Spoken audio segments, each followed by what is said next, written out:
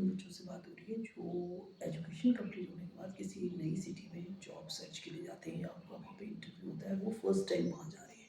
तो बच्चों, आपने क्या ध्यान रखना है ताकि आपको कोई ठगी ना करे आपसे। तो आप जैसे ही वहाँ जाते हैं, सबसे पहले तो आप अपनी वेबसाइट पे घर पे चेक करिए कि वहाँ के लोकल एरियाज़ का जिस जहाँ से आप चाहे आप एयरपोर्ट से आपको अपने इंटरव्यू डेस्टिनेशन पे जाना है या आपने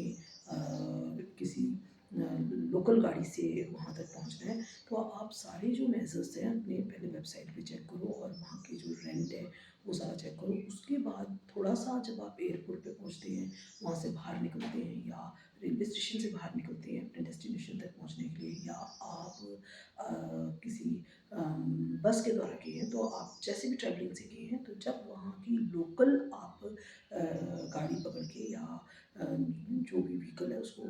उसके द्वारा वहाँ पे अपने डेस्टिनेशन तक जाना चाहते हैं, तो आप एकदम से पहली बात तो उनको ये पता मत लगने दो कि आप वहाँ पे इंटरव्यू के लिए आए हैं और फर्स्ट टाइम आए हैं। पहले वहाँ के जो लोकल बच्चे हैं, स्टूडेंट्स हैं या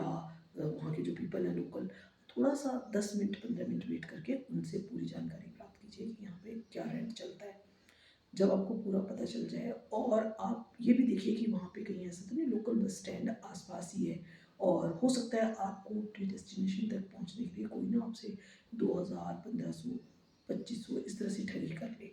क्योंकि जो ये एरिया है रेलवे स्टेशंस हुए, एयरपोर्ट के बाहर या जहाँ भी इस तरह के लोग जो हैं, जब भी अगर कोई ट्रैवलर आते हैं या कोई बच्चे पढ़कर किसी नए स्टेट में जाते हैं, तो वहाँ पे इस तरह के बच्चों के साथ ठगी बहुत होती है। तो पहले आप सारा पता करें। हो सकता है आप अपने डेस्टिनेशन तक पहुँचने के लिए आपने अभी बात कर लीजिए, आपसे कोई 2000 माँग रहा है या 1500, और आपने को थोड़ी देर में पता चलता है कि वहाँ तक यहाँ से थोड़ी 10 मिनट के रास्ते पे थोड़ी दूरी पे बस स्टैंड है और वहाँ से वहाँ तक पहुँचने के लिए सिर्फ 20 रुपये लगते हैं। तो आप इन चीज़ों का ध्यान रखें। जब भी आप किसी नई सिटी में जाते हैं तो अपने पेरेंट्स का ऐसे पैसा ना बर्बाद करें।